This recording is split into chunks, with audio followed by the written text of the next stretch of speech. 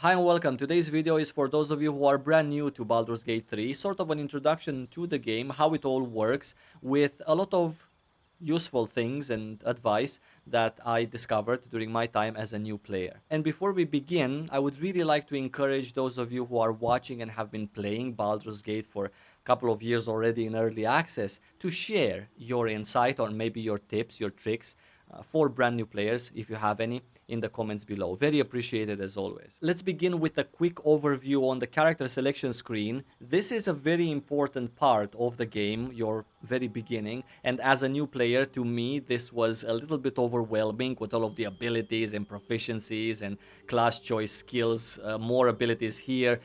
So I want to simplify this for you. First of all, the class that you choose here and the subclass is not necessarily going to be your last. It is very easy to respec your character in Baldur's Gate 3 and also very cheap, so don't worry about it too much. For your first playthrough, I definitely advise fun over anything else, such as min-maxing. However, I would like to explain proficiencies and abilities to a certain degree. So proficiencies are things that your character is good at, and they affect not only your dialogue, so maybe role-playing and story, but also your combat. As a brand new player, I found the proficiency of perception, for example, very, very useful. This makes your character tell you things about the world around you. For example, you're somewhere in a basement in a dark room. It happens very often, by the way. As you walk, your character is going to detect traps on the ground, which are hidden. You don't see them, right? So it's very good that your character tells you, hey, there's a trap there, hold up, and then you get to see the trap, you can disarm it. Buttons, elevator levers that are hidden on a wall that open secret doors is also something that with a high level of perception, your character is going to be able to notice as you walk by them. Another useful proficiency is insight, at least for me personally, especially in dialogue. At one point I got to the stage where I was just so mind blown about the dialogue that I didn't know where my place is in the world or what I should be doing or what does that NPC want from me exactly. So insight allows you to read people better and NPCs as well, and to actually see and have a bit of a different dialogue to probe them. What would they like me to answer? And so sometimes I use that to my advantage, obviously. Later down the road, I found that persuasion is something very useful because I got to a point where I started to discover merchants all over the world, and sometimes they sell some magic items that I really wanted to buy, and they're very expensive. And so with a high level of persuasion, you get to have lower prices for those items. Not to mention that healing potions and scrolls of resurrection are a rare commodity in Baldur's Gate 3, and so having a cheaper scroll of resurrection just because you have a high level of persuasion is a very important asset. Another thing that I've noticed during my time as a new player was that dark vision. This is a race feature. For example, the Drow have it and other races as well.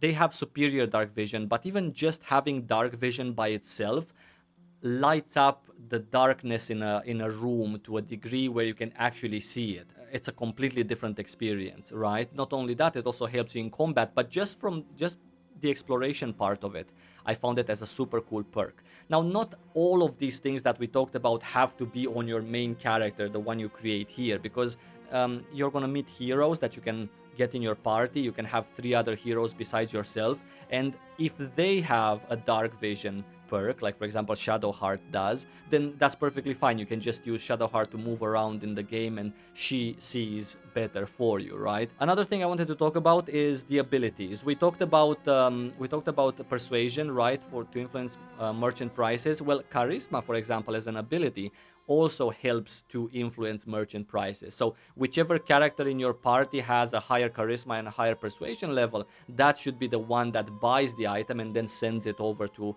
other characters in your party. Charisma, by coincidence, is also the main stat because it's marked with a star here. The main stat for a bard.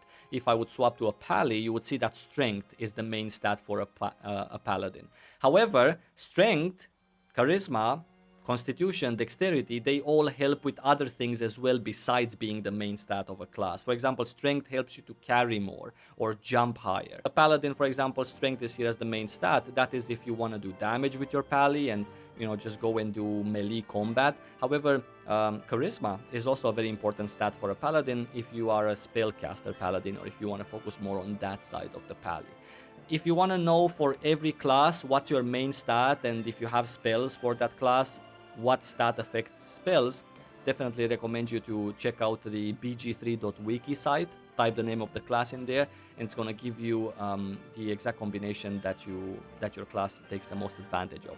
Now, this gets a little bit into combat, and I think this is a good segue because I kind of want to get past the character selection screen. Maybe a more in-depth video with the character selection screen and the best combinations of things later down the road. Okay, so combat in Baldur's Gate 3 is turn-based, and every character that enters a fight, the game rolls a die for them. It's called the initiative die. It's a 20-sided die, which decides the order at which various characters begin the combat. The initiative die is also helped by the dexterity stat. We just discussed dexterity. And so if you have a high dexterity, you're going to have that many more points added to your die roll, so you can hopefully go earlier in combat as opposed to last. It's a very big asset to go earlier. Now, combat, generally speaking, every character, for example, my wizard here goes first, and every character has an action and a bonus action for each turn of combat. Right here in the bottom left corner, you see that this is an action, right? If I were to hover over my jump, this is a bonus action. And also some spells have a requirement, like level 1 spell slot required to be full before I can cast this spell, even though I still have an action. If I'm out of spell slots on a wizard, I still cannot cast this spell if I don't have a spell slot. Now, that being said, even the jump feature has a requirement, 3 meters movement speed remaining. If I were to consume all of my movement speed, you will see that it's going to gray out and I won't be able to use it, right? Now, that being said, there are some exceptions to the 1 action, 1 bonus action per turn rule. Even, for example, my rogue here. My rogue, if I were to select the thief subclass for it, that would give it a perk that I have 2 bonus actions and 1 action every turn. A battle master has a skill that replenishes their action. So in that sense, for at least 1 turn, they have 2 actions available. And that's a pretty big asset. So it depends. But generally speaking, 1 action, 1 bonus action, or bonus action from here, or whichever other bonus action you choose to. Now, for the sake of demonstration, we're not going to kill this guy very fast. We're just going to move next to him. We're going to end the turn for my mage as well. The enemy moved next to my wizard, and this is a good time for me to explain a concept, that red arrow underneath the enemy. Now, if I were to move away from that enemy, the enemy would attack me, okay? This is when you are in melee range and you just want to use movement to get away, they're going to attack you. However, I can also disengage. This is, by the way, a full action, right, for that turn. So I only have access to a bonus action if I use this. And the enemy would not attack me. I'm gonna just move so you can see what happens. He's doing his attack on me, and actually I'm downed, which gives me the opportunity to show you another feature of the combat. Being in the downed state. Now here, my character begins rolling every turn, when it's his turn, begins rolling a die. Whether he rolls the die of dying, or whether he rolls the die of standing back up. However, I can influence that by going next to him and using the help. Help is an action. So if you go next to a character that's downed and help them, you have consumed an action and you only have a bonus action. Or, again, with the certain exceptions that we've discussed. Or I can just end my rogue's turn, let the enemy go a little bit away, and I can have my, my paladin's turn, which could potentially use a healing on the downed ally, so they can rest them up or get them back on their feet like that. I've used the dash, which is an action, and so right now I want to get in close range, so I can use a bonus action, which is a healing radiant skill right here, and it gets him also in the loop. And so my downed character is back on his feet. A quick note here on the potions. The potions are counted as a bonus action, and whenever you want to try to understand why wasn't I able to use that potion during fight, maybe you've already used the shove, for example, which is a bonus action.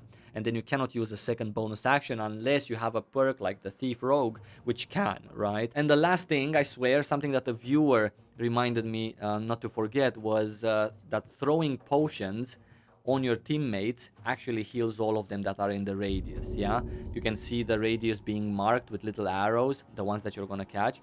Keep in mind though, if you throw the potion on an enemy, it's gonna heal them instead. Or if there's an enemy right next to the radius of your potion for your allies, it's gonna heal them too.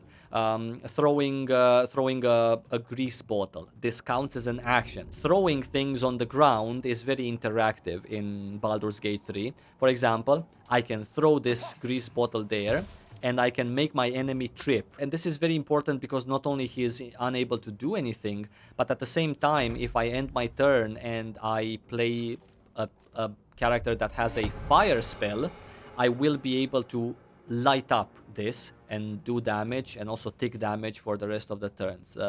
This character does not have a fire spell, but she does. For example, I move to the max distance and I use this, which is a firebolt. I use it here and it just lights up the whole thing. All of these things are part of the intricacies of combat in Baldur's Gate 3. There's all sorts of barrels that can be set on fire. For example, gunpowder barrels, oil barrels, they can just be lit up to explode. Water on the ground, she can, for example, create water. Now I cannot anymore because I've used my action. This is an action, and I've used my action with this skill right here. However, water can be created on the ground to put out this fire, right? In case someone cast fire on you, or water on the ground can be electrified with an electric type skill and cause a shock, an electric shock on the people inside. You can play a lot with combat, and you can play a lot with items. At the moment, this particular save game is a early version of the campaign. I don't have a lot of items in it, but there's all sorts of bombs and stuff that you can just use to spice things up, and many of them are even more potent than your own skills, at least early on for your first 5-6 levels. You can burn not only barrels that explode or grease, but you can also burn wooden structures. Like if there's a ladder to a roof, you can just shoot it with fire, burn it, and then the mobs there have no choice either to jump and take some damage because it's too high, or just be left there stranded up on the roof. So there's a lot of planning and tactics involved in combat, and I really wish that you would discover it. It might take a little while to catch on to you, but if you enjoy sort of a more tactical and turn-based combat, this is definitely one of the best out there. Keep in mind though that all of these environmental effects can also affect your party. If I would have thrown the grease bottle on top of my party, they would have had the exact same effect. If I would have lit up the grease stain on my party, they would have also taken damage. And this was combat in a nutshell, basically. Of course, there's a lot more intricacies to it.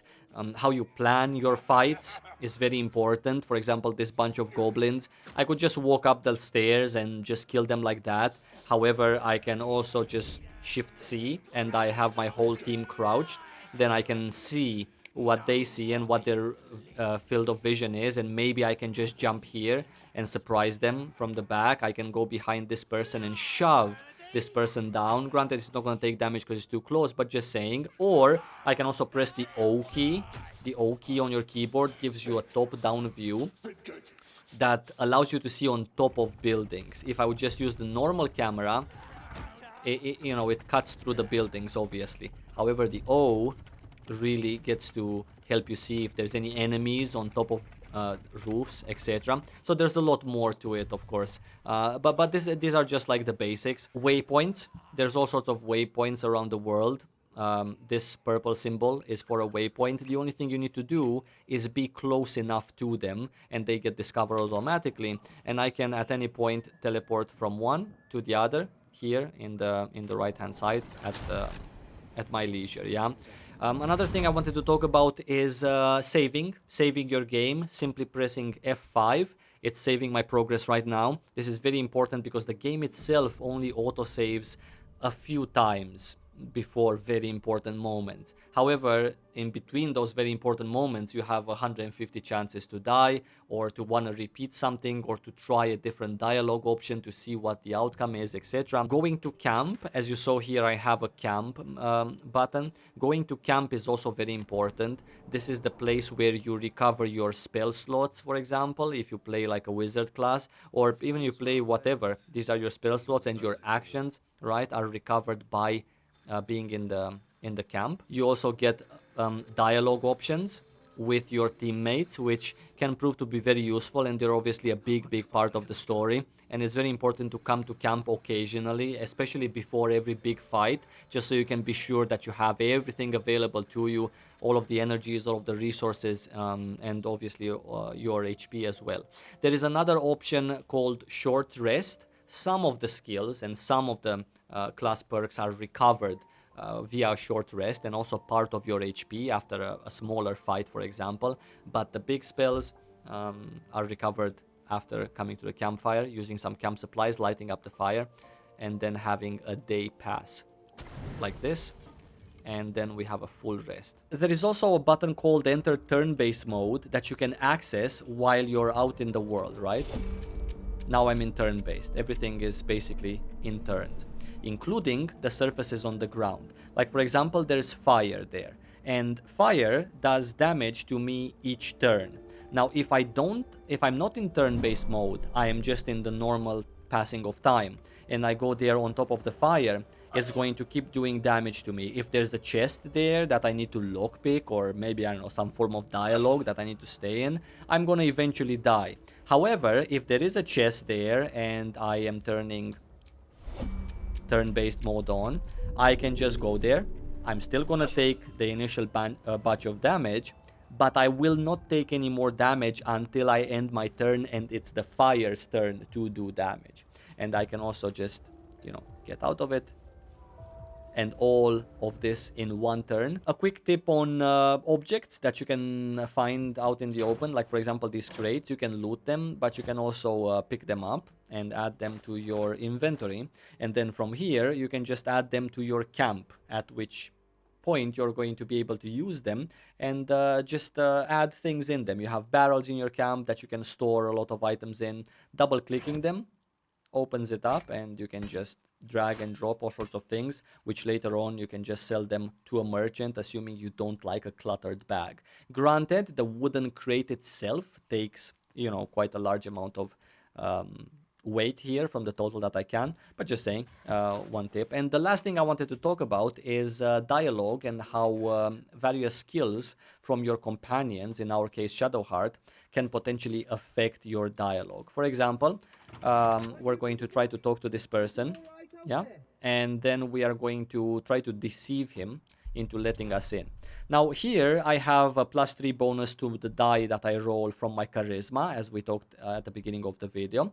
However, I can have a button, I can click the button add bonus, and it adds the bonus from Shadowheart's guidance. This, if I select it, it's being added automatically upon me pressing roll the dice. Sometimes these checks are pretty difficult, like for example now it was 10-10, so I won, but I got another 4 from Shadowheart's skill, and I have succeeded in the dialogue. So various classes have various skills that can aid you in your ability checks here. Sometimes there are objects of great value just laying there on the ground, and you don't see them because they are not activated by default.